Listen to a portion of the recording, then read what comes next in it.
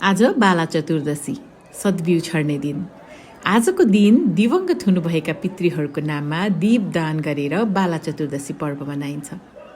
काठमाडौँमा पशुपतिनाथ मन्दिर सँगसँगै अन्य शिवालयहरूमा अघिल्लो रातदेखि नै भिडभाड लाग्ने गर्दछ भने रातभरि जागरण बसेर यसरी दीप प्रज्वलन गरी भोलिपल्ट बिहान सद्बिउ छरिन्छ।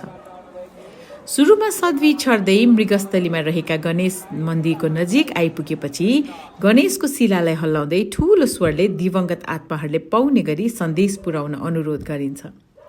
त्यसपछि भने आफ्नो परिवारका दिवंगत हुनुभएका आत्मालाई शान्ति दिलाउन 108 शिवलिङ्ग, सूर्यघाट, गौरीघाट, आर्यघाट, गुहेश्वरी, पशुपति, मृगस्थली, किरातेश्वर मन्दिर आदि ठाउँहरूमा सद्बिउ छरिन्छ।